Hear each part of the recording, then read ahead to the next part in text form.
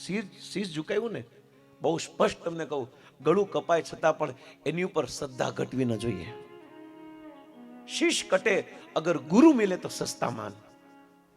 ગળું પણ કપાઈ જાય અને જો સાચો ગુરુ, ભક્તિ શીખવાડો ગુરુ મળે ને, આખી દુનિયાને વેચી દેશો ને તો એનો ઋણ નહીં ચૂકી શકીએ આપણે, નહીં ચૂકી શકીએ. આ શરીરને મર્યા પછી આ શરીરને ચામડીથી અગર ચપ્પલ બનાવીને પણ ગુરુના પગમાં પહેરાવશું ને તો પણ ગુરુના ઋણ નહીં ચૂકી શકીએ આપણે. ક્યાંથી આપણે બહાર કાઢ્યા સોચો તો ખરા. કેવી કેવી ભ્રમણામાં આટા મારતા હતા, આ સંસારના ભોગમાં કેવા વ્યસ્ત હતા. આપણે એમ લાગતું તું બસ સંસારમાં સુખી રહેવું, સંપત રહેવું, એ જ સુખી છે, એ જ આનંદ છે. પણ આમાંથી હળવેક દિને હાથ પકડી લેવા, ના બેટા આ રોંગ છે. અને આપણો હાથ પકડીને આપણા હાથમાં હરિનામ આપ્યું છે. આ તારો સાચો સાથી છે. આ આનંદનો સ્ત્રોત માત્ર હરિનામ છે. કેવી પરિસ્થિતિમાંથી ભગવાન આ ગુરુએ બહાર કાઢ્યા છે. શું ઋણ ચૂકી શકો આપણે? એક ગટરમાં પડેલા ફૂલને ગટરમાંથી બહાર કાઢીને એને સાફ કરીને ભગવાનના ચરણમાં ચડાવ્યું છે. એમ મારું તમારું જીવન પણ આવું જ હતું. આ સંસારના વિષયોના ગટરમાં પડેલું હતું, પણ એક સદગુરુએ પોતાની શિક્ષાથી આપણે સાફ કરીને દ્વારકાધીશના ચરણ કમળ સુધી પહોંચાડી દીધા છે. આ ગુરુનું કામ છે. જીવનભર આને નહીં ભૂલો, બસ જીવનભર નહીં ભૂલો. જેને સાચો માર્ગ પ્રશસ્ત કર્યો છે, ભ્રમણા નહીં પણ બ્રહ્મમાંથી બહાર કાઢ્યા છે, આવા ગુરુ આપણા જીવનની સૌથી મોટી વાત છે. આને ક્યારે ભૂલો મત. બસ એ જી મને જીણો જીણો નાદ સાંભળા, ગુરુજી મારા આવે છે. એ જી મને જીણો જીણો નાદ સાંભળાય, ગુરુજી મારા આવે છે. સ્વયં વેદવ્યાસ મહારાજ સર્વગુણ સંપન્ન છતાં પણ અપૂર્ણતા છે, અને એ અપૂર્ણતાને દૂર કરવા માટે ભગવાને મોકલેલા નારદ આવે છે, ગુરુ આવે છે. ગુરુ મળવો આ કોઈ નાની વાત નથી, સમજો. બહુ ઊંચી વાત છે. ક્યાંના ક્યાં પહોંચાડી દીધા છે. એટલા માટે જ્યારે જ્યારે ગુરુએ કઈક કમિટમેન્ટ આપ્યો ને ગુરુને, આપણે કે મેં માળા કરશું, 1 માળા 2 માળા 8 માળા 10 માળા 16 માળા, પણ પછી આપણે ભૂલી જઈએ છીએ. એ જીની સવારી ના સુર સાંભળાય, ગુરુજી મારા આવે છે. સવારી ના સુર સાંભળાય, ગુરુજી મારા આવે છે. સૌભાગ્ય છે કે આપણી સામે આપણા ગુરુ તો છે. આ જગતમાં સૌથી મોટો મહાભાગ્યશાળી વ્યક્તિ છે એની પાસે એના ગુરુ છે, જે ખાલી ફોટામાં વાળા નથી, ફોટામાં રહેવાળા નથી, કે વર્ષે 2 વર્ષે એકવાર મળવા વાળા, આવા ગુરુ નથી. ગુરુ પૂનમના દિવસે વર્ષે એકવાર મળવાવાળા ગુરુ નથી. આ ગુરુ તો 24 અવર્સ અવેલેબલ છે. અને ગુરુની જવાબદારી પોતાના શિષ્યની ભક્તિમાં પ્રગતિ કરાવી, એ જ એની જવાબદારી છે. બસ એનું બીજું કોઈ કામ નથી. કારણ કે ગુરુ નો એક હાથ દ્વારકાધીશના હાથમાં હોય છે અને બીજો હાથ એના શિષ્યનો હાથ પકડેલો હોય છે. ગુરુનું કામ શું છે સાંભળી લ્યો. એ પોતાના શિષ્યનો હાથ ખેંચે અને ભગવાન સાથે મેળવી દે અને વચ્ચેથી નીકળી જાય. આ ગુરુ છે. પણ અત્યારના ગુરુ ભગવાનને જોવા જ નથી દેતા, આડા ઉભા રહી જાય છે. એટલા માટે ભગવાનનો અનુભવ નથી થતો.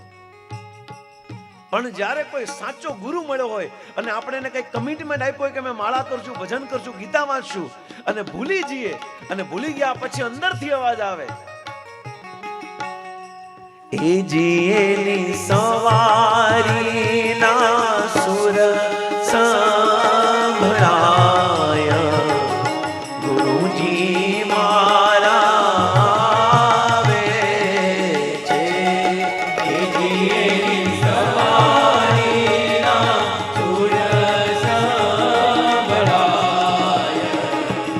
ગુરુજી મારા આવે છે.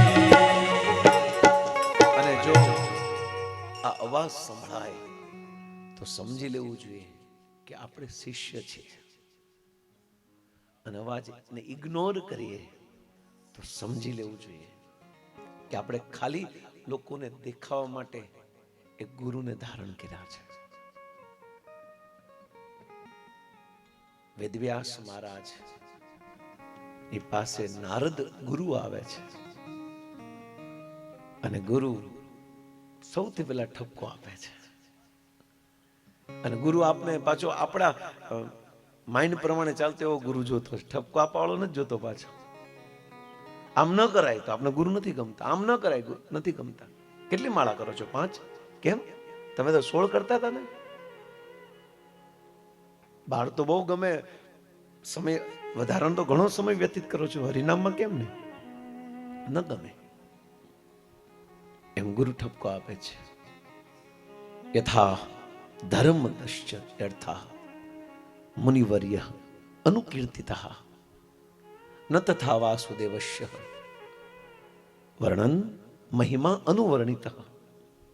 હે વ્યાસ, તમે બધું જ લખ્યું, પણ કોનું ભજન કરવું જોઈએ ને ન લખ્યું. એટલા માટે સમાજ તમે પણ દુઃખી છો, લખવા વાળો પણ દુઃખી અને સાંભળવા વાળા વાંચવા વાળા દુઃખી. હે ગુરુજી, મને બતાવો હું શું લખું.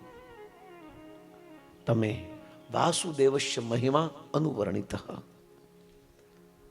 તમે ભગવાન વાસુદેવની મહિમા લખો, કૃષ્ણની મહિમા લખતો એક ગ્રંથ લખો, જેનાથી લોકોને શાંતિ મળે, અંદરથી શાંતિ મળે.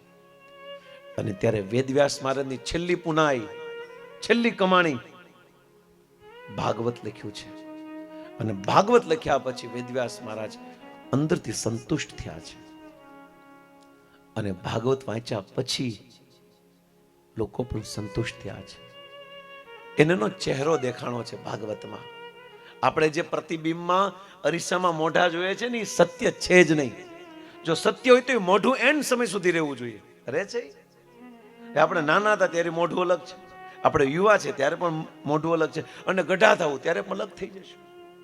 આ મોબાઈલમાં ઓલી એજ પ્રમાણે આવે બધા મોઢા, કે ભવિષ્યમાં તમે ગઢા કેવા લાગશો, એ અલગ વાત છે. એનો મતલબ આપને આ જગતમાં જ્યાં જ્યાં ચહેરો જોયો, આ કોઈ આપને સત્ય બતાવ્યું જ નહીં. સબને झूठ કહા. અરીસાએ ખોટું કીધું. એની સામે ઊભા છે છતાં પણ અરીસો બતાવે છે, આપણે નથી. આપણો મૂળ સ્વભાવ, આપણું મૂળ સ્વરૂપ છે જ નહીં. એ તો થોડા સમય માટે મળેલું છે, બસ એની ઉપર અભિમાન રાખીએ છીએ. ભગવત કૃપાથી થોડા સમય પહેલા ગુરુજનોની કૃપાથી અમને જ્યારે બલ્બ બુક રેકોર્ડ મળ્યો લંડનમાં, ત્યારે મને કંઈક 2-5 મિનિટ બોલવાનો અવસર મળ્યો. લંડનની પાર્લામેન્ટમાં, બ્રિટિશ પાર્લામેન્ટમાં ગીતાનો એક અદ્ભુત સંદેશ. ત્યારે સ્મરણ એવું નહોતું કે આપણે હું બોલશું, હું નહીં, કાંઈ નહીં. તૈયારી કરીને આવ્યા હોય ને, જે આપણે તૈયારી કરીને આવ્યા હોય ને બોલશું ને, તો એ કદાચ મને ગમશે કે તમને ગમશે. પણ તૈયારી કર્યા વગર જો બોલશું ને, તો એ ભગવાન બોલતા હશે, તો એ સાથે સાથે આપને ગમશે, તમને પણ ગમશે, અને જેની કથા કરે છે દ્વારકાધીશને પણ ગમશે. કારણ કે ભગવાન બોલાવે એ શબ્દમાં અલગ હોય છે. તો ખબર નહોતી ત્યારે શું, ત્યારે આ એક ગીતાનો સિદ્ધાંત આવ્યો, જેને આપણે આપણું માનીએ છીએ ને, એ આપણા છે જ નહીં. યહાં પર સબ કુછ મિલા હૈ, બિછડને કે લીએ મિલા હૈ. આ જેટલું મળ્યું છે ને બધું લૂંટાવા, કોઈ વસ્તુ આપણી પાસે નથી રહેવાની, યાદ રાખજો. અને એ વાત મેં કીધી. આપણે કંઈક બહાર ગયા હોય, સાંજે પાછા ઘરે આવવાના હોય તો આપણે ઘરની ચાવી બાજુવાળાને આપીએ. હાચવજો, આવીએ ને ત્યારે પાછી આપજો.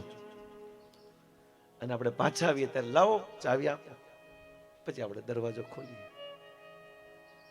બસ એમ જ આ જગતમાં ઘર, પરિવાર, પુત્ર, પરિજન, સંપત્તિ, સંતતિ, આ બધું થોડા સમય માટે ભગવાને હાચવવા આપ્યું છે. જેમ આપણે બાજુવાળાને ચાવી હાચવવા આપીએ છીએ અને જેવા આપણે આવીએ એટલે લઈ લઈએ છીએ, કારણ કે ચાવી આપણી છે, એ ઘર ઉપર અધિકાર આપણો છે. એમાં જગતમાં જેટલી પણ વસ્તુ આપને પ્રાપ્ત થઈ છે, આપને મળી છે, આપણી પાસે છે, આ એક પણ વસ્તુ આપણી નથી. આ બસ થોડા સમય માટે ભગવાને આપને હાચવવા આપી છે. હવે હાચવેલી વસ્તુને જો એની ઉપર અધિકાર જમાવશું ને તો મોટી મૂર્ખામણી છે. જે વસ્તુ આપણી છે જ નહીં, આપને હાચવા, લ્યો મોબાઈલ પકડો, તમારે જવું છે બહાર, પછી પાછું આપી દેજો. 2 મિનિટ માટે આપને મોબાઈલ કોઈ આપે તો શું આપણો થઈ ગયો? નહીં. પછી ઓલા ભાઈ આપે, લાવ ભાઈ મને પાછો આપી દે, તરત આપી દઈએ છે. એમાં જગતમાં જેટલી પણ વસ્તુ મળી છે ને, એ ભગવાને મને તમને સાચવવા આપી છે. પણ દુઃખની વાત એ છે, આપણે એની ઉપર અધિકાર જમાવીએ છીએ. આ મૂળ કારણ સાંભળી લો. ગીતામાં ભગવાને કીધું દુઃખનું મૂળ કારણ શું છે.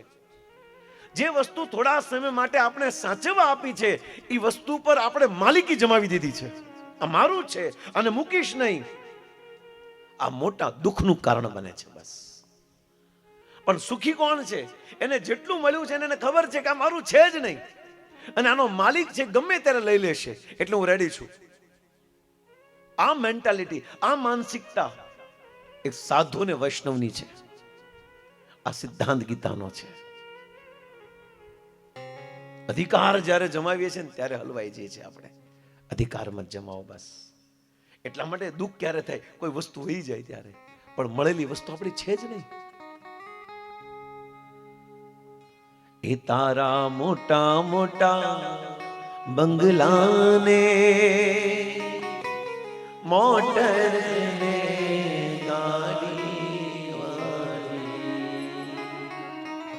એ બધી માયા મૂડીને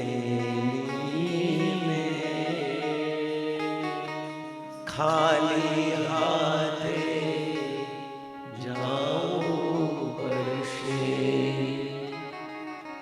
એ કોણ જાણી શકે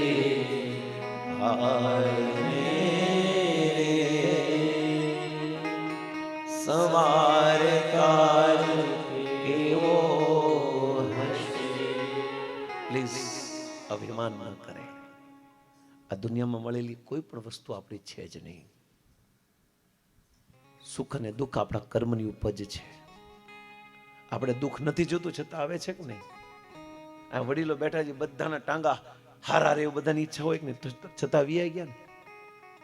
ભગવાન આગળ જઈને કીધું, એ પ્રભુ મારા ટાંગા તોડી નાખ. ક્યારે કીધું? છતાં બધાના ટાંગા તૂટે જ. બોલો, નથી માંગવા ગયા તો તે. દુઃખ વગર માગે મળે છે, સુખ પણ વગર માગે મળવાનું છે. કારણ કે આપણા ભાગ્યમાં છે. આપણા ભાગ્યમાં લખેલું હરેક વસ્તુ ભગવાનને ગમે ત્યાંથી આપણે દેવું પડશે. અચ્છા, આપણે શું કઈ વસ્તુ લેવાની છે? સુખ દુઃખ પાછળ મત દોડો. ભગવાન પાસે જઈને મોટી મોટી પ્રાર્થના ન કરો, મને આ જોઈએ છે, આ જોઈએ છે. મત દોડો. એ મળવાનું છે. માગો તોય મળવાનું છે, ન માગો તોય મળવાનું છે. કઈ વસ્તુને આપણે સ્વીકારવાની છે, કઈ વસ્તુ આપણે લેવાની છે, એ કઈ છે કે જેના માટે આપણે પ્રયાસ કરવો પડશે. અહીંયા બેઠા બધા સાંભળજો. જેના માટે આપણે પ્રયાસ કરવો પડશે. બાકી તો બધું મળી જ ગયું છે. બાકી એક બાળકના, એક સાથે 2 બાળકોના એક જ સમય જન્મ થાય, એક જ સમય, એક જ તારીખ, એક જ સેકન્ડ, એક જ રાશિ, જે પણ ગણો, પણ એકનો જન્મ સાથે જ એ ઝૂંપડપટ્ટીમાં, અને એકનો જન્મ સાથે અરબપતિનો છોકરો. વિચારો, આ બંને કોઈ કર્મ અલગ કર્યા છે? હજી તો કર્મ જ નથી કર્યા. ત્યાં બંનેનો અલગ અલગ. કેમ? કારણ કે કર્મના આધાર ઉપર આપને જન્મ મળે છે, મરણ મળે છે. કરવાનું છે શું? આપણે મનુષ્ય બન્યા પછી આપણે કઈ વસ્તુને પ્રાપ્ત કરવાની છે? એ છે ભક્તિ. બાકી બધી વસ્તુ મળી જશે, પણ ભક્તિ એને લેવી પડશે. ઘણા ઘણા કહે ને તમારા ભાગ્યમાં હોય ને ભાઈ, તમારા ભાગ્યમાં ભક્તિ છે. આ શબ્દ બોલે તો મને એમ તો એક ધોકો માથે મારું, પણ મરાય તો નહીં. કેવા તમારા નસીબ હારા, બોલો તમે દરરોજ મંગળ આરતી કરો ને આ કરો ને ભલાણું કરો ને, અમારથી થાતી જ નથી, તો તમારા ભાગ્યમાં છે. પણ તું જાગ ને, બસ વાતું કરવું નથી કોઈને, બસ ખાલી બાતે કરની હે. ભક્તિ કરવી પડશે. માળા ઉડતી ઉડતી નહીં આવે આપણે આગળ, અને આપણે આમ હાથ રાખીને ઉભા રહી જશું, ડાયરેક્ટ અંદર ફિટ થઈ જાય, એવું નહીં થાય. માળા મેળવવા માટે ઊભું થવું પડશે. હા, સુખ બેઠા બેઠા તમારા ઘરમાં આવશે, દુઃખ બેઠા બેઠા તમારા ઘરમાં આવશે, પણ ભક્તિ માટે આપણે પ્રયાસ કરવો પડશે. એટલા માટે નમે ભક્ત્યા, ગીતામાં પણ ભગવાને કીધું છે, ક્ષિપ્રમ ભવતિ ધર્માત્મા શશ્વ શાંતિ નિગચ્છતિ કૌંતે પ્રતિજાનિ નમે ભક્ત્યા પ્રણશ્યતિ. મારી ભક્તિનો ક્યારે નાશ નથી થતો. એટલા માટે આ ભક્તિ તો મારે ને તમારે કરવી પડશે. નારદજી વેદવ્યાસ મહારાજને જ્ઞાન આપતા જ ભાગવતનો જન્મ થયો. ભાગવત જન્મદાત્રી, પણ જે કેવા વાળા છે એનો જન્મ સાંભળી લ્યો. કારણ કે આપણે બધા જન્મની કથા સાંભળવી છે. આપણે આ 7 દિવસ અદ્ભુત દિવ્ય જન્મ, ઝીણા નહીં, સામાન્ય નહીં. કોણ હે જેના જ્ઞાન આપ્યું? વ્યાસને, ભગવાનને જે જ્ઞાન આપ્યું એ નારદ કોણ છે? નારદે કીધું કે સાંભળો વ્યાસ, બદ્રિકાશ્રમમાં આ નારદ ક્યાંથી બન્યો છે, એનો જન્મ કઈ રીતે થયો છે. નારદ વ્યાસને કહે છે કે હું એક જન્મ પહેલા સ્વર્ગમાં ઉપબરહમ નામનો ગંધર્વ હતો. ગંધર્વ એટલે બહુ સારું ગાય, બહુ સારું ગાતા. એટલું સુંદર ગાતા એટલે અભિમાન આવી ગયું, બહુ અભિમાન આવ્યું. અભિમાન આવે એટલે અપરાધ થાય, અને અપરાધ થાય એટલે પતન થાય. સાંભળી લો, આ લિંગ છે. સૌથી પહેલા અભિમાન આવે એટલે અપરાધ થાય, અને અપરાધ થાય એટલે પતન થાય, ફોલ ડાઉન. અભિમાન આવ્યું કે હું બહુ સારું ગાઉં છું. રાગમાં ગાવા કરતા અનુરાગમાં ગાઓ. આપણો અવાજ ભલે હારો ન હોય, કાંઈ લેવા દેવા નથી. તમને શું લાગે બહુ સારો અવાજ હોય એને ભગવાન મળ્યા છે? તો કાઢી નાખો હવે એમ. એટલા માટે બહેનો કે આ કેટલું સારું ગાય છે, મારો અવાજ જ નીકળતો. દુઃખી મત હો. ભગવાન જો રાગ ને સ્વીકાર કરતા હોય ને, તો સૌથી પહેલા કોયલ ને ભગવત ધામ વહી ગઈ હોય. રાગ હારે ભગવાનને લેવા દેવા જ નથી. ગોપીઓ જ્યારે ગીત ગાયું, ગોપી ગીત, તો કોઈ રાગ થી નથી ગાયું, अनुराग થી ગાયું છે. अगर राग से गीत गाया होता तो कृष्ण प्रकट नहीं होते. કારણ કે બહુ સારું ગાવાળા, દુનિયાને બતાવવાળા કે જો હું કેટલું સારું ગાઉં છું, દુનિયા ખુશ થાય, કનૈયો ખુશ નહીં થાય. એમાં સંગીતમાં રાગ ન હોવું જોઈએ, અનુરાગ હોવો જોઈએ. અને અનુરાગ થી ગીત ગાયું છે ગોપી ગીત. 4 ગીત છે: યુગલ ગીત, ભ્રમર ગીત, વેણુ ગીત અને ગોપી ગીત. શું ગાયું છે? એક એક વૃક્ષને પૂછવું હશે, એક એક પત્તાને પૂછવું હશે, કૃષ્ણને જોયા છે તમે? કૃષ્ણ કો દેખા હે આપને? હરેક વ્યક્તિને પૂછવું હશે. ભગવાન અમને છોડીને વયા ગયા છે, શું પીડા હશે? અને પીડા પ્રેમની છે, સ્વાર્થની નથી. કોઈને પીડા હોય કે અમને ઝઘડો થયો તો વયા ગયા હોય, તો એ પીડા પ્રેમ નથી, નફરતની. પીડા પ્રેમની કંઈક અલગ છે. અને પ્રેમની પીડા જેની અંદર હોય, કૃષ્ણ વગર રહી જ ન શકે. શરદુદાશય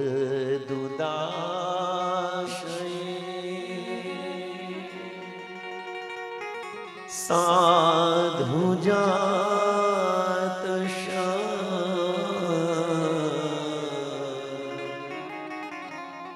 શિરસી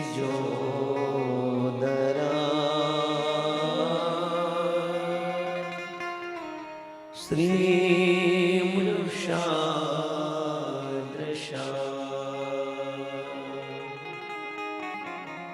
સુરતનાથ તે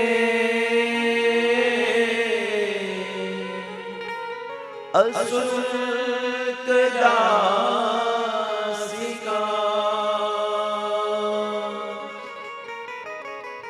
વરદની ઘનતો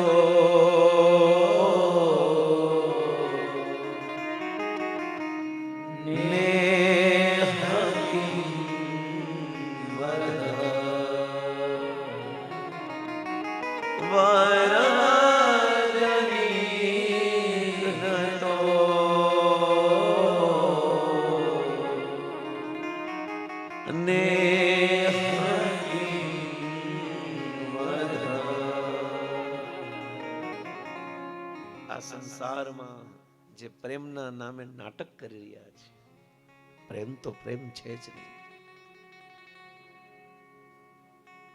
પ્રેમ માટે બે પાત્રો હોતા જ નથી, એક જ પાત્ર હોય છે. બે શરીર હોતા જ નથી, અને જ્યાં બે શરીર હોય ત્યાં પ્રેમ ન હોય, ત્યાં કામ હોય.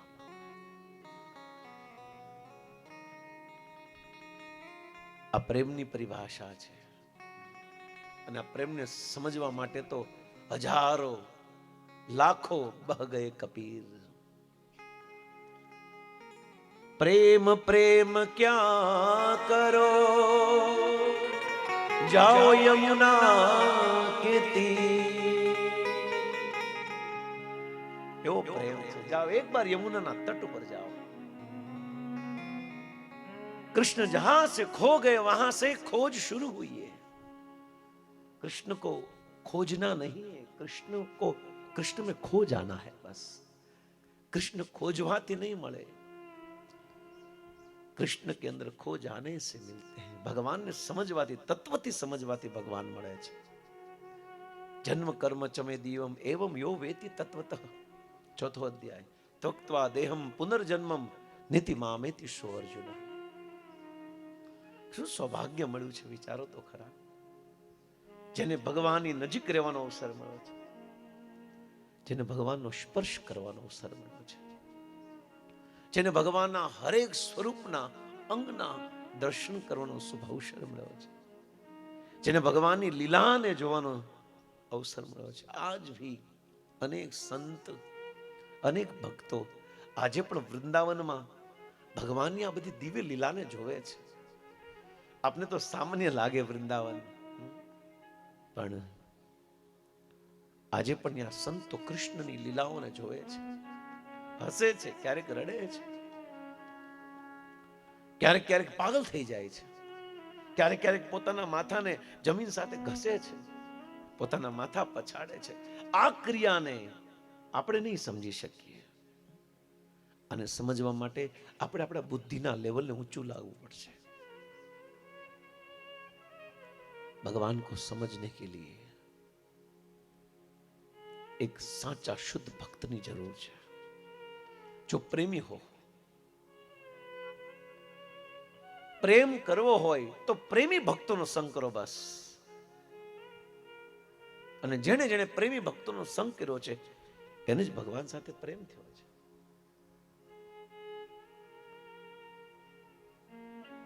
તો રાગ કરતા અનુરાગમાં ગાવું.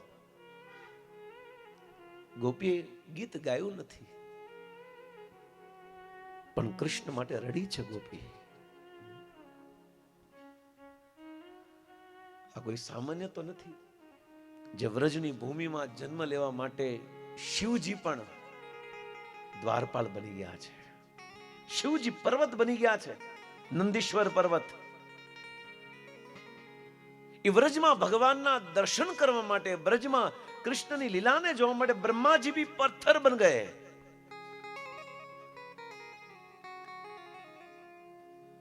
લક્ષ્મી ત્યાં ભીખ માંગે છે. જયતિ તે ધીકમ જન્મના બ્રજ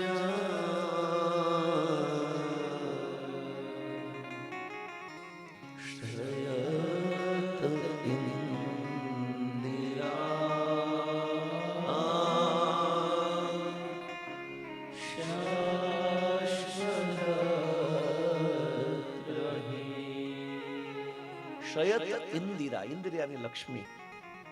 જ્યારે ભગવાન પ્રગટ થયા ત્યારે લક્ષ્મીજી પણ યશોદા મૈયાના ઘરે જઈને ઝાડુ લઈને આવ્યા છે કે મને પોતા મારવા દો, મને કચરો સાફ કરવા દો. બસ કેમ? કારણ કે ઝાડુ મારતા મારતા કચરાને સાફ કરતા કરતા કદાચ કૃષ્ણના દર્શન થઈ જાય. ગીત ગાઓ ભાવથી, ભજન કરતા કરતા અગર અમારે આંખમાંથી આંસુ ન નીકળ્યું તો સમજી લો ભજન કાચું છે, ભજન કાચું છે. કદાચ 60 વર્ષથી ભજન કરશું છતાં પણ સ્વભાવમાં કોઈ ફરક ન પડ્યો ને તો સમજી લેવું જોઈએ માત્ર દિખાવા હે, લોકોને દેખાડીએ છીએ. ભજન કર્યા પછી પરિવર્તન થવું જોઈએ, સ્વભાવમાં ચેન્જ થાય. ધીરે ધીરે ઈ લાલાયિત થાય ભગવાનની ઓર જવા માટે, તરસે ભગવાનના ભજનમાં. ઈ નામ મીઠું લાગવા મળે, જે કડવું લાગતું ધીરે ધીરે ઓર મધુર લગને લગાય. તો ગંધર્વને સુંદર ગાવા વાળા આ ગંધર્વ રાજને અભિમાન થવાથી અપરાધ કર્યો ને અપરાધના ફળથી એ ફોલ ડાઉન થયું, એનું પતન થયું, સ્વર્ગમાંથી એનું પતન થયું પૃથ્વી ઉપર. ગીતામાં પણ ભગવાન કીધું બહુ સ્વર્ગમાં જવાનો ઈચ્છા ન રાખવી. મેરા પછી ભલે ફોટામાં સ્વર્ગવાસ લખે એ અલગ વાત છે, પણ સ્વર્ગમાં જવાની ઈચ્છા ન રાખવી. કેમ? ભગવાન કીધું ક્ષીણે પુણ્ય મૃત્યુ લોક વિશંતિ. જેવું સ્વર્ગ લોકમાં આપણા પુણ્ય કર્મ શાંત થઈ જશે, બેલેન્સ પૂરું થઈ જશે, એટલે પાછું અહીં આવવું પડશે. અને સ્વર્ગમાંથી આ ગંધર્વ ઉપબ્રહ્મ નારદજી પોતાના જન્મ કથા સંભળાવે છે. અને ઉપબ્રહ્મ નામના ગંધર્વ ત્યાંથી પતન થયું અને પતનથી ના પૃથ્વીમાં આવ્યા. આ મૃત્યુ લોકમાં એનો જન્મ થયો એક દાસીના પુત્રના ઘરમાં. દાસી નોકરાણી, જેની પરિસ્થિતિ બહુ લો હતી, બહુ ડાઉન હતી. આવી દાસી પુત્રના ઘરે દાસીન્યા આ બાળકનો જન્મ થયો. નાનપણથી પિતાજીનું મૃત્યુ થઈ ગયું એટલે આ માં ઘરે જઈ જઈને ઘરના કામ કરી કરીને પોતાનું ઘર ચલાવે. બન્યું એવું ચતુર્માસનો સમય, અને ચતુર્માસના સમયે સંતો ભ્રમણ કરવાનું બંધ કરી દે, એક જગ્યા ઉપર બેસીને પોતાની સાધના કરે. એટલા માટે ભ્રમણ કરતા કરતા આ જ ગામમાં આવ્યા અને એ ગામમાં આવીને આ દાસીના ઘરે જ આ સંતોએ કીધું અમારે અહીંયા રહેવું છે. ચતુર્માસ છે ને, કઈ વાંધો નહીં. આ બધા જ વૈષ્ણવ સંતો ભક્તો ત્યાં રોકાણા 4 મહિના સુધી. પણ 4 મહિના સુધી શું કર્યું? આ દાસીના પુત્રે, નાનો હતો, બાળક હતો, મમ્મી જે કે પ્રમાણે કરે, આ કરે, આ કર, આ કરે, એટલે બધી સેવા કરે. સેવા કરતા કરતા આ સંતો પ્રતિ લગાવ થઈ ગયો, એને પ્રેમ થઈ ગયો. હવે એને પણ એની લત ચડી ગઈ કે સાધુની એને ફિક્સ સેવા કરવા માંડ્યો. અને ધીરે ધીરે ધીરે એટલા નજીક પહોંચી ગયા કે એકબીજા વગર રહી નથી શકતા. અને એમાં ચતુર્માસ પૂરો થઈ ગયો એટલે સાધુ બધા ગયા એટલે બાળક બહુ રેડ્યો. બાળક કે છે નહીં, આપ તમે અહીંયા હતા તો મને નથી લાગ, મને કંઈક અલગ લાગતું હતું, કંઈક અલગ ઉર્જા હતી. આપ અમે છોડ કે મત જાઓ. ના, હવે મારે આગળ પ્રચાર કરવાનો છે. એટલા પ્રસન્ન થયા.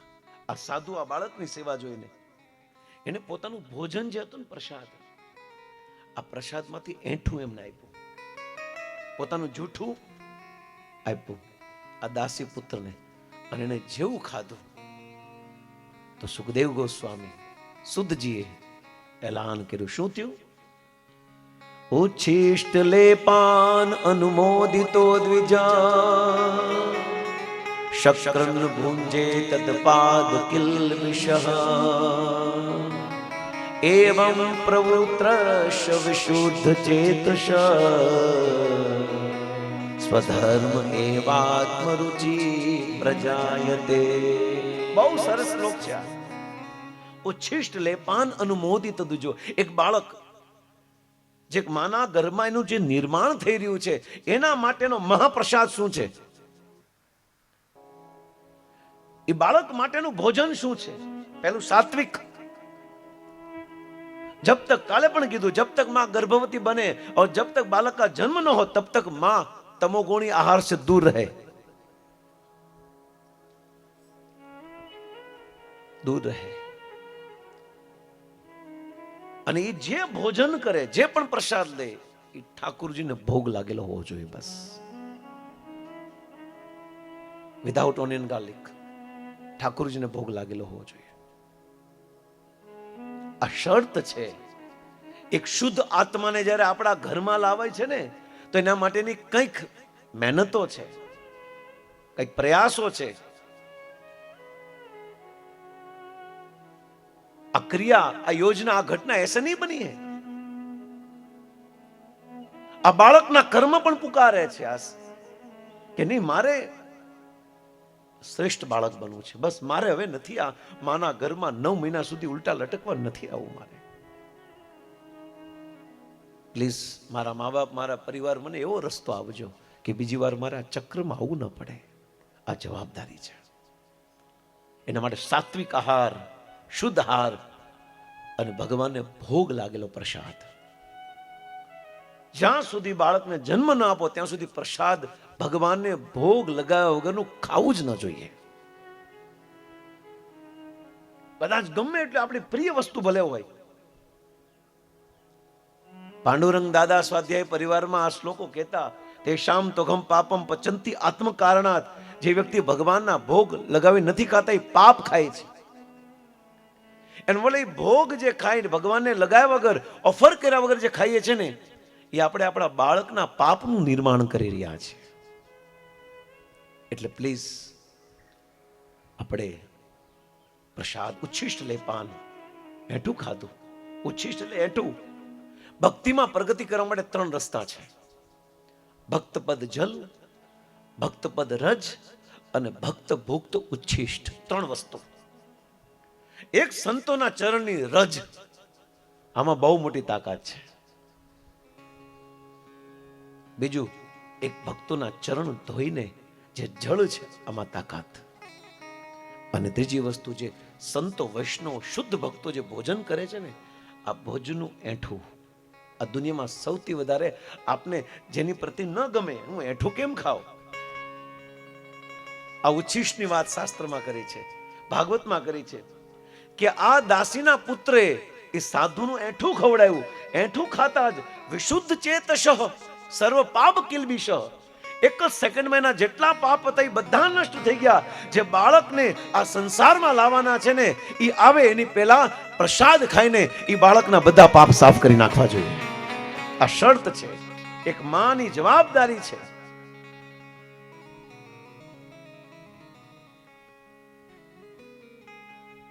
જન્મદાત્રી પ્રસાદ, પ્રસાદ ખાતા જ ચેતના વિશુદ્ધ ચેત થઈ ગયું. ચિત્ત જે હતું ને શુદ્ધ થઈ ગયું અને સંપૂર્ણ પાપ નષ્ટ થઈ ગયા. અને બસ ત્યારથી કંઈક અલગ ચેન્જ, અલગ દિખને લગા કુછ. અને પછી સાધુ નીકળી ગયા. અનારદ, આ દાસી પુત્ર હવે દુઃખી થઈને, કારણ કે જ્યારે એકવાર આદત લાગી જાય છે એની, તો પછી એની વગર રહી ન શકાય. કોઈ પણ વ્યસન હોય, અને વ્યસન વગરનો વ્યક્તિ નિષ્ક્રિય હોય છે. વ્યસન તો બધાએ હોવું જ જોઈએ, પણ કયું વ્યસન જે આપણા ધર્મને ઉત્તરોત્તર વધારે, આપણા ભજનમાં જે પ્રગતિ કરાવે, સંતો અને ભગવાન અને શાસ્ત્રમાં જે વિશ્વાસ કરાવે, આ વ્યસન. જે વ્યસન આપણા ધર્મ, આપણા કુળને અધર્મ તરફ લઈ જાય, આપણા સ્વભાવ સંસ્કારોને બગાડે અને સમાજમાં અને ધરતીનું જે નુકસાન કરે, આવા વ્યસન નહીં. વ્યસન તો હોવું જોઈએ ભગવાનને પ્રાપ્ત કરવાનું. આ જન્મમાં મેળવી લઈશ, તારામાં તાકાત હોય ત્યાં સુધી દોડ કૃષ્ણ. કદાચ તારા 2 પગમાં તું 14 ભુવન માપી શકીશ, પણ હું મારા નાના નાના પગથી દોડતો દોડતો તને પકડી લઈશ, બસ છોડીશ નહીં. આવો દ્રઢ નિશ્ચય. અને આવો જ્યારે દ્રઢ નિશ્ચય થઈ જાય ને, તો ભગવાનને પણ આવવું પડે છે. ભગવાનને પણ આવવું પડે છે.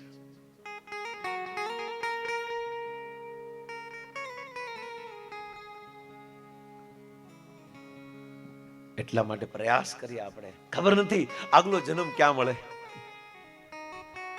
ખબર નથી કે આગલા જન્મ આવા ગુરુ મળશે કે નહીં, ભગવાન મળશે કે નહીં, ભક્તિ મળશે કે નહીં, ભગવદ્ ગીતા ભાગવત રામાયણ મળશે કે નહીં. આ જન્મમાં બધું પ્રાપ્ત છે, અને જે પ્રાપ્ત છે એ પર્યાપ્ત છે. અને જૈન મુનિ બહુ સરસ કહેતા, જો પ્રાપ્ત હે વો પર્યાપ્ત હે. જે મળેલું છે બસ ઇનફ છે, આમાં મારે વધારે જોતું નથી. અને પછી નારદજીને હવે ભગવાન ભજન સિવાય કાંઈ ચિત્ત નથી લાગતું, કારણ કે સાધુનો સ્વભાવ અડી ગયો ને. જેને કોઈને આંખ આવી હોય અને બીજો વ્યક્તિની સામે જોઈ તો એને આંખ આવી જાય. કેમ? કારણ કે એની અંદર જે રોગ છે એ સામેવાળા વ્યક્તિની અંદર ચાલ્યો ગયો. એમ સાધુની અંદર ભગવાન છે, ભક્તિ છે, અને સાધુનું કોઈ એઠું ખાય ને તો સાધુનો રોગ પણ સામેવાળા વ્યક્તિને વિયો જાય. કૃષ્ણ દ્વારકામાં જ્યારે રાસુ યજ્ઞ કર્યો યુધિષ્ઠિર મહારાજનો, ત્યારે કૃષ્ણ ભગવાન શું સેવા કરતા વિચારો. પ્રસાદની સેવા, એ પીરસવાની સેવા કૃષ્ણની હતી. અને જેમાં પછી જે થાળી હતી ને એ થાળીને ઠેકાણે પહોંચાડવાની સેવા કૃષ્ણની હતી. એટલા માટે જ્યારે જ્યારે કથા હોય ત્યારે સૌ પ્રથમ હું કહું કે યજમાન પરિવારને પીરસવાનું છોકરાઓ દ્વારા રાખજો. અને કાલથી કાલ બધા છોકરાઓ જ પીરસતા હતા, પરિવારના લોકો પીરસતા હતા. બહુ સારું છે, આ હોવું જોઈએ. અને પછી આરામથી બધાએ ખાવું. ત્રીજી પેઢીને આ શીખવાડવાનું છે. આજે બહુ સરસ કપડા પહેરીને બેઠા છે, એ થોડી સેવા પણ કરે આપણા વડીલોની, કારણ કે સેવા બહુ મોટી વસ્તુ છે. કદાચ એનું મૂલ્ય આજે નહીં દેખાય, હવા નથી દેખાતી, છતાં એનો અનુભવ થાય છે, પણ સેવાનો અનુભવ થશે. નારદજી હવે નથી રહી શકતા, હવે એને ઘર છોડીને ભાગવું છે ભજન કરવા માટે, પણ માં છે ને કેમ મૂકવું. મહાપ્રભુ ચૈતન્ય મહાપ્રભુ પણ ઘણીવાર એમની પાસે સંતો આવતા, વૈષ્ણવ આવતા, આચાર્યો આવતા કે મારે હવે ઘર છોડીને ભજન કરવું છે, મને સંસારમાં રસ નથી લાગતો. ત્યારે ચૈતન્ય મહાપ્રભુ કહે છે પહેલા તમે તમારા મા બાપની જવાબદારી પૂરી કરો, પછી જજો તમે, અને સમય આવશે ત્યારે બોલાવી લેશું. અને નારદજીને ચિંતા કે માં છે કેમ ઘર છોડીને ભજન કરું. એવામાં માં જ્યારે જંગલમાં લાકડા લેવા જાય અને સર્પ કરડી જાય છે અને માની મૃત્યુ થઈ જાય છે. મૃત્યુ થતા જ નારદજીને સત્ય માર્ગ બતાવી ગયો કે હવે દોડો. જે દિશામાં નારદજીનું મોઢું હતું ને એ દિશામાં ભાગવા મળ્યા. દોડતા દોડતા દોડતા દોડતા કોઈ આવી રમણીય સ્થાન ઉપર જઈને એક વૃક્ષ નીચે બેસે છે. એક ક્ષણ માટે ભગવાનનો અનુભવ થાય છે, સાક્ષાત્કાર અનુભવ. અને જેવો સાક્ષાત્કાર અંદર થયો તો હવે તો રહી જ નથી શકાતું. એ બસ પ્રભુ હવે મારે તમારા દર્શન કરવા છે, આ જગતના દર્શન નથી કરવા એમ વિચાર કરતા કરતા કરતા જ્યારે નારદે શરીર છોડ્યું ને તો ગીતાના સિદ્ધાંત પ્રમાણે એને બીજો જન્મ નારદનો મળ્યો. યમ યમ વ્યાપી સ્મરણ ભાવમ ત્વજેંતંતે કલેવરમ તમ તમ વેતિ કોંતય સદા તદ ભાવ ભાવિતઃ. બીજો જન્મ નારદનો મળ્યો. જે નારદ એવા ભક્ત બન્યા કે ભગવાનના ડાયરેક્ટ જ્યાં ભગવાન સૂતા હોય, જ્યાં ભગવાન બેઠા હોય, ના કોઈને એન્ટ્રી હોય, ત્યાં એન્ટ્રી નારદને છે. એટલા શુદ્ધ ભક્ત બન્યા. પણ એનું કારણ ભક્ત છે. ઉચ્છિષ્ટ લેપાન અનુમોદિતો દ્વિજા. એક સાધુનો આશીર્વાદ મળી ગયો, એક સંતનું ઉચ્છિષ્ટ ખાવાથી નારદ બન્યા છે. આ નારદની જન્મ કથા છે. અને આ નારદ ના જેટલા શિષ્યો થયા ને એ બધાને ભગવાન મળ્યા, એ પણ જોઈ લો. આપણે તો આ નારદને ડબલ ઢોલકી કહીએ ને. કોઈ વ્યક્તિ કઈ કહેતો તું નારદ જેવી છો, નારદ જેવો છો. નારદ ડબલ ઢોલકી નથી ભાઈ. આ દુનિયામાં જેને જેને ભગવાન મળ્યા ને, જેટલા ભક્તોને, આ બધાના ગુરુ નારદ છે. નારદનો અર્થ એ થાય છે, નારદનો અર્થ તમને ઘણા અર્થ થાય છે, પણ એક અર્થ એ થાય છે કે જેની વાત ભગવાન પણ ક્યારે રદ નથી કરતા, અને કહેવાય ના રદ. ભગવાન પણ નારદની વાત ક્યારેય ના નથી બોલતા, એટલા માટે નામ શું પડ્યું? નારદ. જેની વાત ક્યારેય રદ નથી થતી, આને કહે છે નારદ. આ નારદનું ચરિત્ર છે. અદ્ભુત. એટલા માટે આ નારદ ભક્ત છે અને ભગવાન પણ છે. 24 અવતારમાંથી નારદનો અવતાર પણ છે, પણ ભક્તના ભાવમાં છે. આવા બાળકને જન્મ આપવા માટેના આ બધા પ્રોસેસો છે, આ બધા ઉપાયો છે, એની મનોસ્થિતિ છે. એટલા માટે ગર્ભવતી માં જે બાળકને જન્મ દેવાની જે માં છે એને કમસે કમ અઠવાડિયે કે 15 દિવસે એકવાર સંતોને ભોજન કરાવવું જોઈએ, વૈષ્ણવને, ભક્તોને. અને જો પરિસ્થિતિ સારી હોય તો પોતે પોતાના હાથેથી પીરસવું જોઈએ. અને એ સાધુ જે જમીને જાય એને પ્રણામ કરીને, એને દક્ષિણા આપીને એના આશીષ લેવા જોઈએ. બસ જ્યાં સુધી બાળકનો જન્મ ન થાય કમસે કમ 15 દિવસે તો એકવાર, મહિને 2 વાર, અથવા તો વધારે ને વધારે મહિને એક વાર તો મહિને સાધુને ભોજન કરાવવું જોઈએ. આ જવાબદારી છે. અને ખુદ પોતે, કારણ કે ત્યારે એનું ચિત્ત ત્યાં જ રહે છે. અને નારદ આ રીતે નારદ બન્યા છે. હવે નારદ બન્યા, પણ હવે નારદની વાત આવે તો નારદને નાચવાનું બહુ ગમે. કારણ કે નૃત્યમાં સૌથી પહેલા નંબરમાં કોણ આવે છે? નારદ આવે છે. અને આપણો સમય પણ થઈ ગયો છે હવે થોડો. એટલા માટે જ્યારે નારદજી વૈકુંઠમાં ગયા દર્શન કરવા માટે, ભગવાનના દર્શન કરવા ગયા તો ભગવાન ભોજન કરતા હતા. અને ભગવાન ભોજન કરતા હતા તો લક્ષ્મીજીને કીધું, પ્રભુ એમાં પ્રભુનો પ્રસાદ મને આપો ને હેઠો, તાકે હું એમ ના આપી શકું એમની પરમિશન વગર. લક્ષ્મીજીએ કીધું નારાયણને, હે પ્રભુ તમારો ઉચ્છિષ્ટ પ્રસાદ નારદજી માગે છે, આપું? ભગવાન કહે છે અનુમોદિત, હા જા આપો. અને એઠો પ્રસાદ નારદે ખાધો. તમે વિચારો, ભગવાન નો ઉચ્છિષ્ટ નારદે ખાધો. અને જેવો નારદે પ્રસાદ ખાધો ને ત્યાં તો નારદ પાગલ થઈ ગયા, નાચવા મળ્યા, કૂદવા મળ્યા. અને એવા કૂદવા મળ્યા કોઈ ભાન ન રહ્યું. જટાપટા ખુલી ગઈ, વીણા બીડાનો ઘા કરી દીધો અને પાગલની જેમ નાચવા મળ્યા. હવે નાચવા મળ્યા ને તો આપને ખબર છે કે જે કોઈ વ્યક્તિ નૃત્ય કરે ને તો એમાં એક વ્યક્તિ તરત હાજર થઈ જાય. એ કોણ ખબર છે? નટરાજ. શિવજી પણ નાચવામાં નંબર 1. શિવજી કે આ નારદ ગાંડા કેમ થઈ ગયા છે? આ પાગલની જેમ કેમ નાચે છે? આના થોડા લગ્ન થયા છે? આ પાગલની જેમ કેમ નાચે છે? આ તો સાધુ છે. આવ્યા ભોળાનાથ, કેમ નાચો છો? અરે હું વૈકુંઠ ગયો હતો અને વૈકુંઠ માંથી મને ભગવાનનો એઠો પ્રસાદ મળ્યો. શિવજી કે તમે તો સ્વાર્થી છો, ભગવાનનો પ્રસાદ અમારા માટે ન લવાય. ભાઈ કે અમે ભગવાનનો પ્રસાદ મળે ત્યારે થોડી કોઈની રાહ જોવાય, છતાં જોવો ને કંઈક હોય તો થોડુંક મારે પણ ખાવો છે. એમ નારદજી આમ જોતા જોયું કે 2 આંગળી વચ્ચે કંઈક ચોંટ્યું હતું થોડુંક. એ પ્રસાદ ભોળાનાથને આપ્યો અને ભોળાનાથે એ પ્રસાદ ખાધો. ઓહો, એ પણ પાગલની જેમ, આહા, એ પણ નાચવા મળ્યા. એને જટાપટા ખોલ નાખી અને જે અહીંયા ગળામાં જે મૂંઢમાળા જે ખોપડીઓ હતી ને, અને શિવજીના માથા પર ચંદ્ર છે, અર્ધચંદ્ર આપણે જોયો હશે. એટલા માટે શિવજીનું એક નામ છે ચંદ્રમૌલી. અને ચંદ્ર કોણ છે? શિવજીના હાડુભાઈ. અને આપણે હાડુભાઈની વ્યાખ્યા તમને બધાને ખબર જ છે. આપણે કેવી નથી પણ તમને ખબર છે. પોતાના હાડુભાઈને શરણ આપ્યું એટલા માટે ચંદ્રના રૂપમાં ચંદ્રમૌલી બન્યા.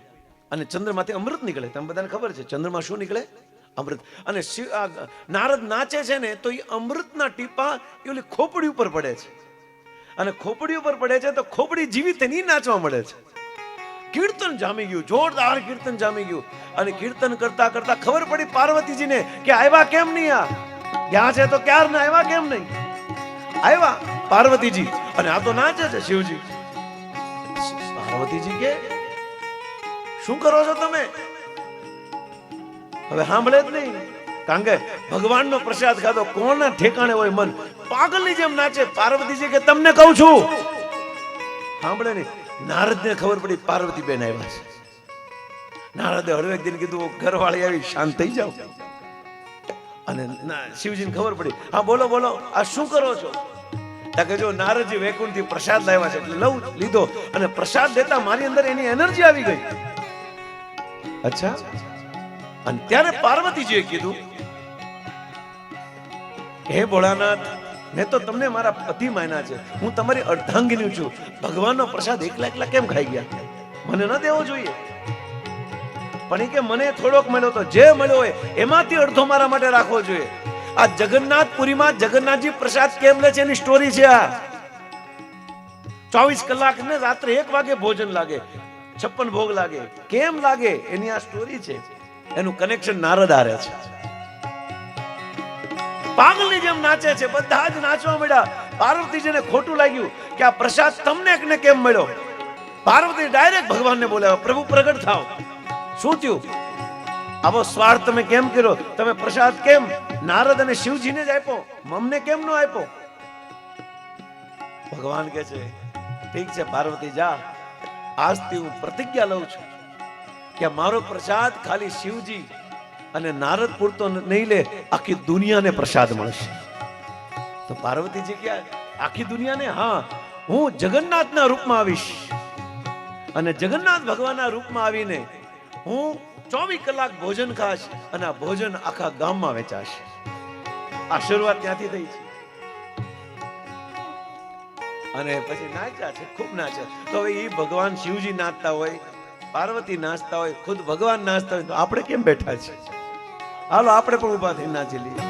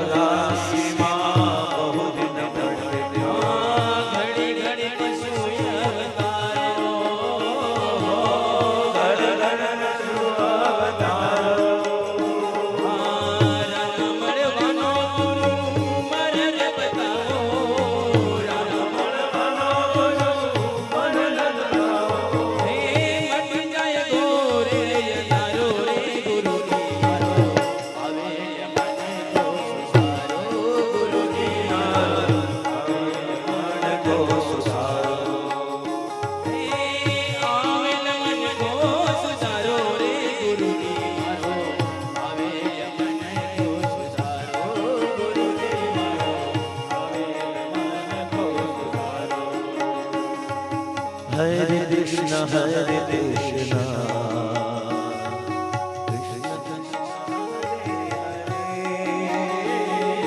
हरे राम हरे राम राम राम हरे हरे हरे बोल हरे कृष्ण हरे कृष्ण कृष्ण कृष्ण हरे हरे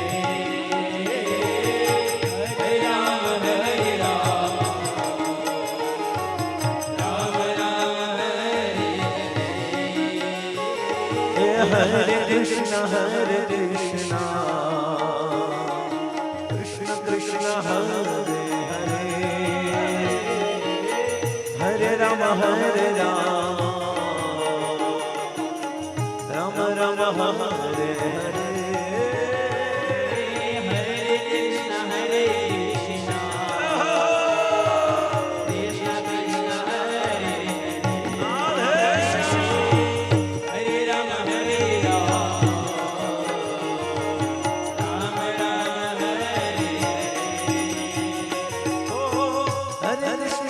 हरे हरे राम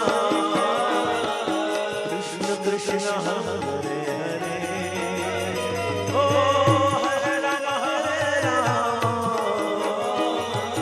राम राम हरे हरे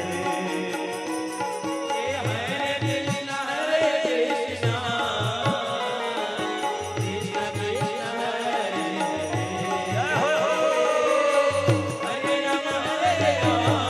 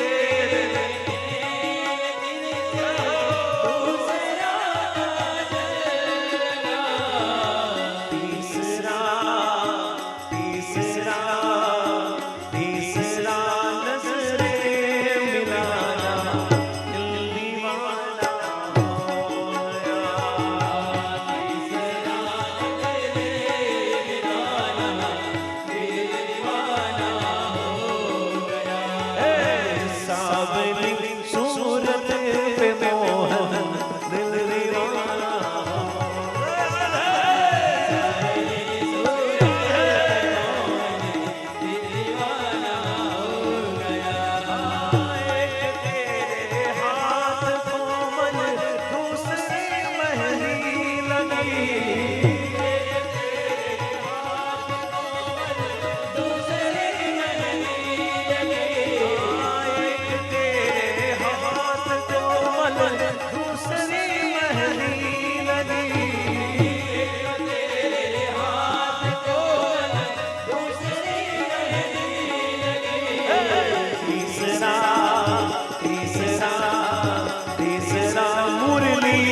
जाना दिल दीवाना हो गया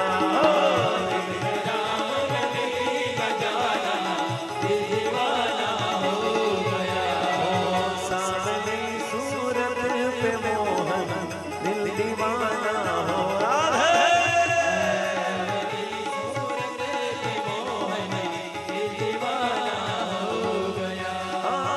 एक तेरे पावना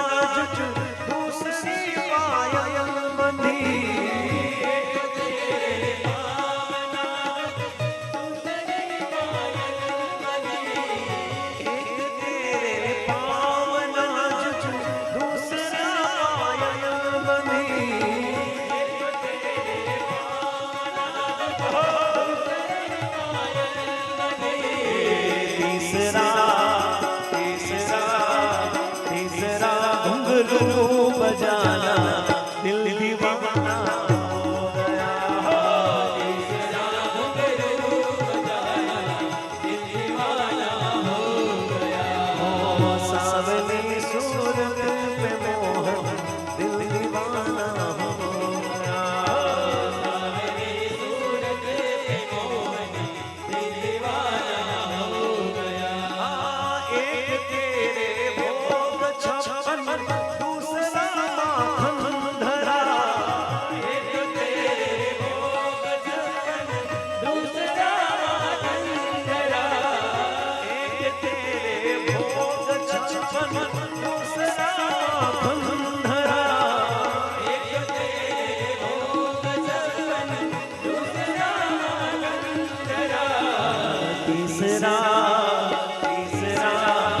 तीसरा खिचड़े को खाना दिल दीवाना हो है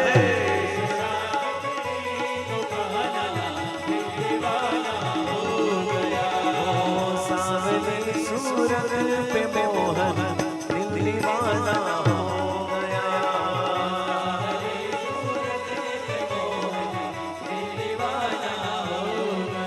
हरे कृष्णा कृष्ण कृष्ण हरे हरे हरे राम राम राम हरे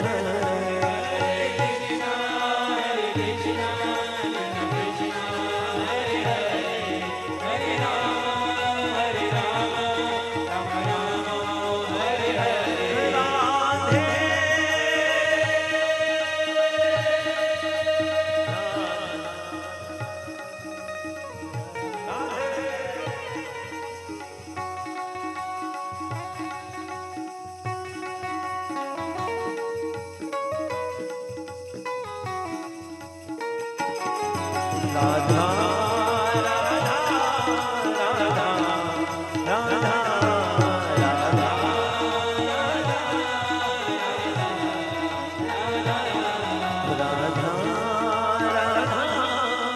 राधा राधा राधा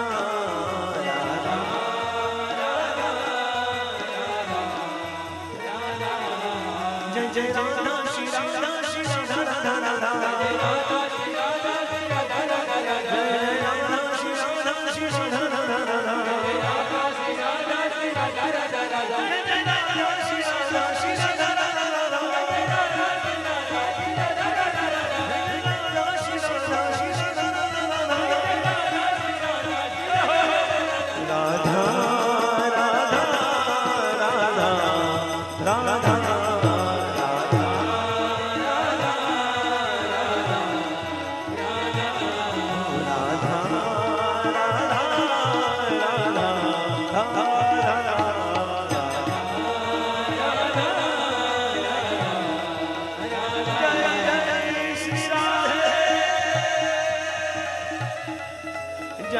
જય શ્રી રાધે,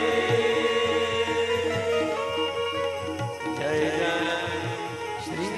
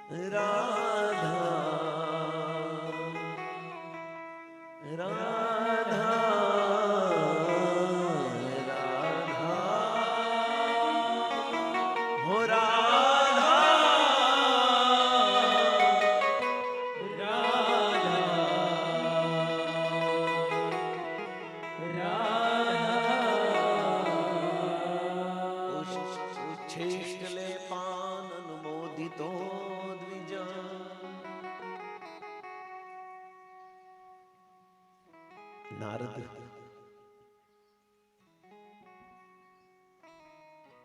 ના પ્રભાવથી જ આપણે જગન્નાથજીનું સ્વરૂપ મળ્યું છે. આ બહુ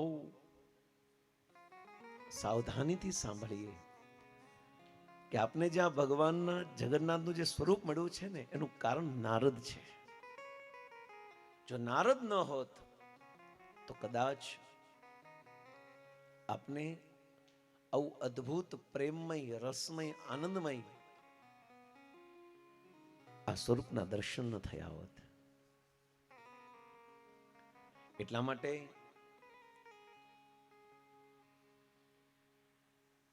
જે બાળક, જે જન્મ દેવાળી, જે જન્મદાત્રી છે,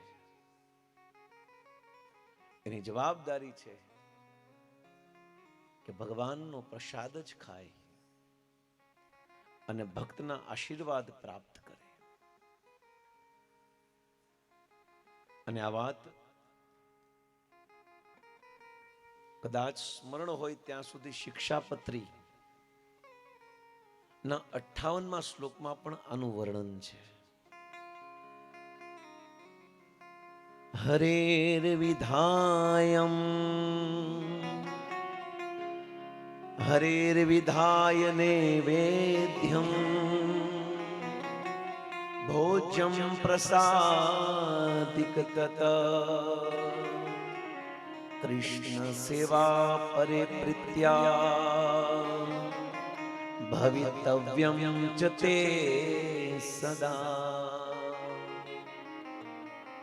આ શિક્ષાપત્રીનો લગભગ 58નો શ્લોક છે. મહારાજ કહે છે કે ભગવાન કૃષ્ણને નૈવેદ્ય કરીને પછી જ પ્રસાદ તરીકે સ્વીકાર કરો.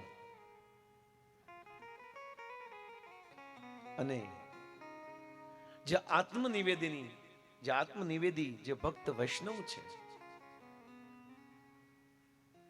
તેમને સર્વકાળ ને વિશે પ્રીત્ય કરીને ભગવાન કૃષ્ણની સેવા પરાયણ રહેવું. આ શિક્ષાપત્રીમાં મહારાજે કીધું છે.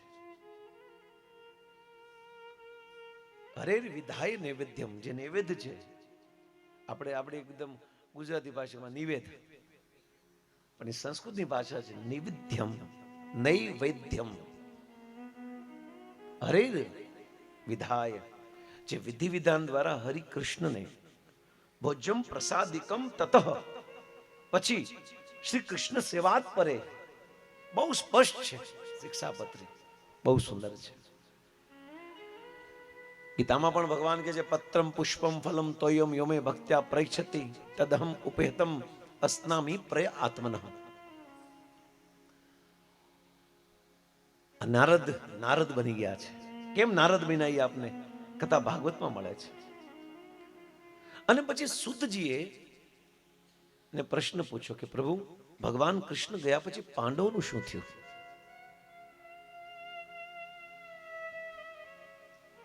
મારે પરીક્ષિતની કથા સાંભળવી છે. કે પરીક્ષિતનો જન્મ કઈ રીતે થયો. પરીક્ષિતની જન્મકથા સાંભળવી છે. ત્યારે સુતજીએ સોનક આદિ ઋષિમુનિઓને કીધું કે મહાભારતના યુદ્ધ અને મહાભારતનું યુદ્ધ આપણે બધા જાણીએ છીએ. આ સંસારમાં બે મોટા યુદ્ધ થયા જેને વિશ્વ ઇતિહાસ આજે પણ યાદ કરે છે, જેમાં બહુ નુકસાન થયું છે. એક દેવાસુર સંગ્રામ અને બીજું મહાભારત. આમાં લોહીની નદી વહી છે. તો જ્યારે મહાભારતનું યુદ્ધના 18મા દિવસે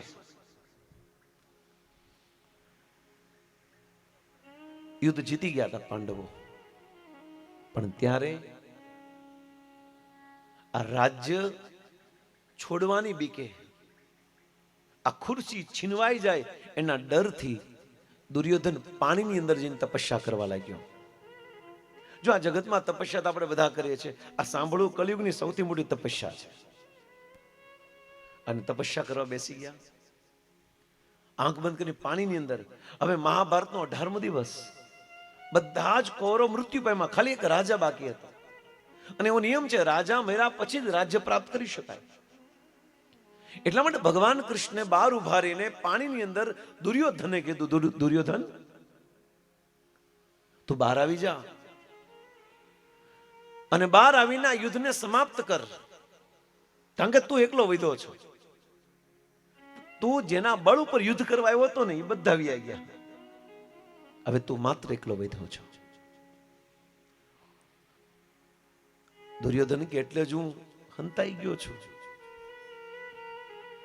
પણ યુધિષ્ઠિર મહારાજ ની પ્રામાણિકતા જો, એની નીતિમત્તા જો. આજે એક દવાની ફેક્ટરીમાં ગયા હતા બદરામણીમાં, ત્યાંથી ડાયરેક્ટ જ અહીં આવ્યો. ત્યારે એક સૂત્ર લખવાનું કીધું, કંઈક લખી દો મને. ત્યારે મેં લખ્યું કે જીવનમાં જો નીતિમત્તા અને પ્રામાણિકતા હશે તો ભગવાન બધી જ વસ્તુ આપને આપ તમને આપી દેશે. બે વસ્તુ બહુ આવશ્યક છે, નીતિમત્તા અને પ્રામાણિકતા. મોટી ફેક્ટરી છે એમને દવાની, 38 દેશોમાં એક્સપોર્ટ થાય છે. પણ નીતિમત્તા અને પ્રામાણિકતા બહુ આવશ્યક છે. એવી પ્રામાણિકતા યુધિષ્ઠિર મહારાજની અંદર. હવે આ જોજો, આખી ગેમ જીતી ગયા હતા, આ યુદ્ધને જીતી ગયા હતા, છતાં પણ આની અંદર ભાઈ પ્રત્યેનો પ્રેમ તો જો કેવો છે. હે ભાઈ દુર્યોધન, બહાર આવ, અને બહાર આવ્યા પછી હું તને ઓર એક ચાન્સ આપું છું. અમે 5 ભાઈઓમાંથી કોઈ પણ એક ભાઈને પસંદ કરી લેતું. તારે ખાલી 5 માંથી કોઈ એક સાથે યુદ્ધ કરવાનું છે, અને જો તું જીતી ગયો તો હસ્તિનાપુરનું રાજ્ય તારું. આવું કોણ કરે? ઓલમોસ્ટ આખી યુદ્ધ જીતી ગયા છતાં પણ જો તો ખરા, આ યુધિષ્ઠિરની પ્રામાણિકતા, એના ભાઈ પ્રત્યેનો ભાવ જો કેવો છે. ઓલો તો કપટી છે, દ્વેષી છે, એને કાંઈ લેવા દેવા નહીં. એટલા માટે તો કપટથી કેવા યુદ્ધ કર્યા છે, આને કેટલા હેરાન કર્યા છે પાંડવોને. અને દુર્યોધનને એક ઓપ્શન મળ્યો જીતવાનો. હારી જ ગયો તો, મેચ હારી જ ગયો તો, પણ છતાં એક ઓપ્શન મળ્યો. અને દુર્યોધને વિચાર કર્યો, તો બહુ સારું છે. દુર્યોધન બહાર આવ્યો અને બહાર 5 ભાઈઓ ઉભા હતા. એ ભાઈ તો આમાંથી પસંદ કરી લે કોઈ પણ. તમે જ્યારે સાચા હોય ને, આપણે જ્યારે સાચા હોય ને, આ બહુ આપણે અનુભવ કર્યો હશે. આપણે સાચા હોઈએ છતાં પણ સામેવાળા વ્યક્તિ આપણી વાતને સાચી પડવા ન દે.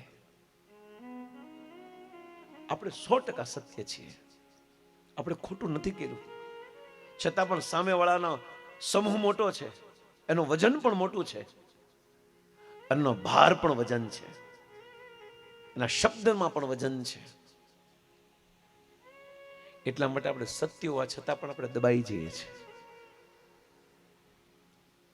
પણ યાદ રાખો, સત્ય એક તેલના ટીપા જેવું છે. એને ગમે એટલું ઊંડું પાણીની અંદર નાખો ને બહાર જ આવી જશે. એમ સત્ય આજે નહીં તો કાલે બહાર આવી જશે. અને જ્યારે આપણે સાચા હોઈએ ને ત્યારે સામેવાળો વ્યક્તિ આપણું ખોટું કરવા આવ્યો હોય, આપણે છેતરવાયો હોય, ગમે રીતે કરવાયો હોય, પણ આપણે સાચા હોઈએ ને તો આપણી સચ્ચાઈના પ્રભાવને કારણે એ વ્યક્તિના મનોબળ અને માનસિકતા ચેન્જ થઈ જાય છે. જન્મથી લઈને અત્યાર સુધી દુર્યોધને બધાને હેરાન જ કર્યા છે, બસ દુઃખી જ કર્યા છે. પણ આજે સત્ય વચન ઉપર નિષ્ઠ રહેવા વાળા યુધિષ્ઠિરના શબ્દને સાંભળીને દુર્યોધનના હૃદયમાં પ્રહાર થયો છે.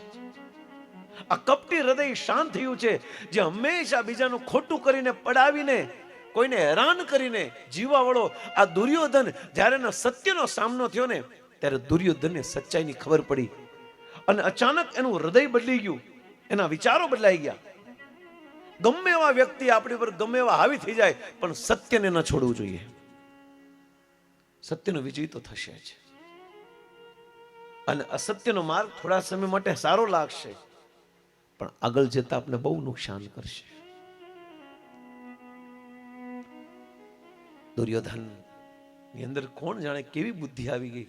નગર જો દુર્યોધન નકુલને ચોઈસ કર્યો હોય ને તો જીતી જાત, સહદેવને પણ ચોઈસ કર્યા તો પણ જીતી જાત. પણ આજે એક સારા વ્યક્તિના સંગમાં રહેવાથી સારા વિચારો આવે છે. બહુ સારા વ્યક્તિના સંગમાં રહેવાથી, એટલા માટે સંગ સારો ગોતજો. બસ ખરાબ સંગ મળે ને એની કરતા ઘરમાં બેસવું સારું, પણ સંગતિ સારી કરજો.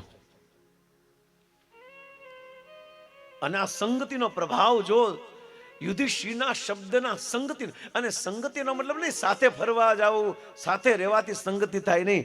સંગતિ શબ્દની પણ હોય છે. સંગતિ માત્ર સાથે રહેવાથી સંગતિ નથી હોતી, સંગતિ શબ્દની હોય છે, અને શબ્દની સંગતિ જ સાચી હોય છે. સાધુ તેરો સંગડો, સંગતિ સાચી છે. અને ચાલતા ચાલતા યુધિષ્ઠિર મહારાજની સામે પાંચે ભાઈઓ ઉભા છે, કોને ચોઈસ કરે? પણ આજે સત્યનો પ્રભાવ.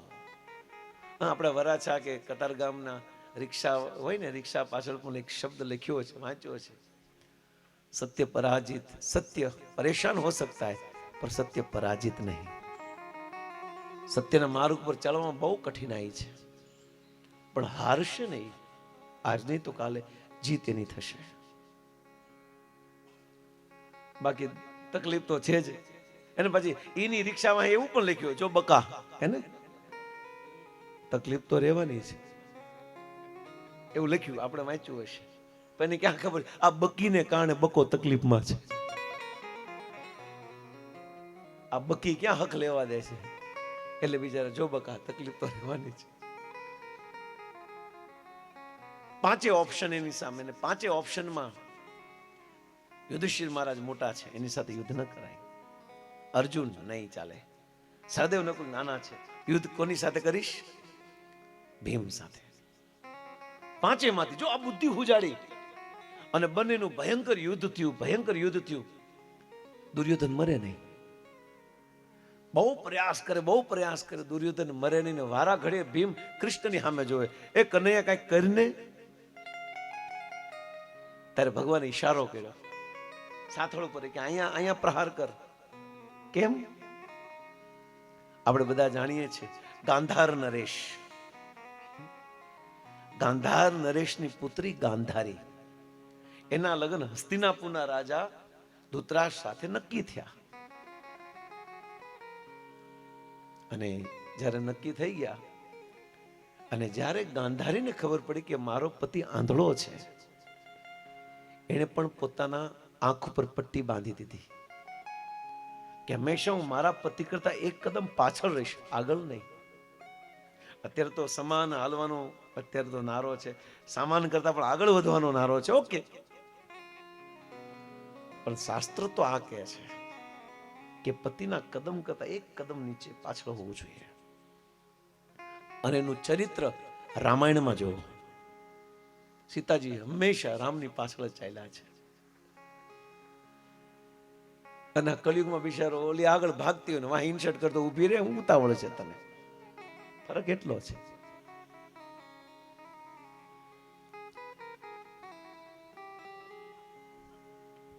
ગાંધારીએ પટ્ટી બાંધી દીધી અને ત્યારે ગુરુજી આશીર્વાદ આપ્યા કે જા હું તને આશીર્વાદ આપું છું કે એટલી ધર્મ પતિ પ્રત્યે એટલી નિષ્ઠા છે. જા હું તને આશીર્વાદ આપું છું, તું જ્યારે આ આંખની પટ્ટી ખોલીશ અને આંખની પટ્ટી ખોલ્યા પછી તારી સામે જે પણ વ્યક્તિ હશે ને એ લોખંડી બની જશે. અમારે આશીર્વાદ. અને ત્યારે પટ્ટી બાંધી અને જીવનભર આપને જોયું હશે. અને પછી જ્યારે મહાભારતનું યુદ્ધ થયું એને ખબર પડી ગાંધારીને કે હવે હારા હારા બધા ઉલ્લી ગયા છે, અમારો દીકરો એકલો ખતરામાં છે. એટલા માટે અચાનક રાતોરાત દુર્યોધનને પોતાની પાસે બોલાવે છે, તું આવજે મારી પાસે, હું આંખની પટ્ટી ખોલવાની છું અને મારી આંખનું બળ, આ તેજનું બળ, આ વૈરાગ્યનું બળ, આ તપસ્યાનું બળ તારી અંદર આવશે અને તું વજ્ર જેવો કઠોર થઈ જઈશ, તને કોઈ નહીં મારી શકે. આ ખાલી વોટ્સઅપ કર્યો તો દુર્યોધને આપણી ભાષામાં, પણ એને ખબર નથી કે આ બધા વોટ્સઅપનું કનેક્શન દ્વારકાધીશના મોબાઈલમાં ચાલુ છે. આપણે જે વિચારીએ, જે મેસેજ કર્યા બધી કનૈયાને ખબર છે, ચિંતા નહીં કરો. એ મેસેજ તરત જ આવ્યો કનૈયાને કે ઓહો, ગાંધારીએ અડધી રાત્રિએ બોલાવ્યો છે અને શરત રાખી છે. દુર્યોધનને કીધું છે તારે મારી સામે ઊભું રહેવાનું છે, પણ શરીર ઉપર એક પણ કપડું નથી પહેરવાનું. અને આ કનૈયાને ખબર પડી ગઈ અને ઓલો એટલે રાત્રિએ, મધ્યરાત્રિએ કપડા વગર આવતો હતો ગાંધારી પાસે. કનૈયાને ખબર પડી ગઈ અને કનૈયો વચ્ચે ઉભો રહી ગયો કે શરમ રાખ, શરમ રાખ. કઈ નાનો તો ઠીક છે, હવે તું ગડો હાંડિયો થયો, ક્યાં જાશો? કે તમને બધી જ ખબર હોય છે, કાલુડા થાવ છો તમે.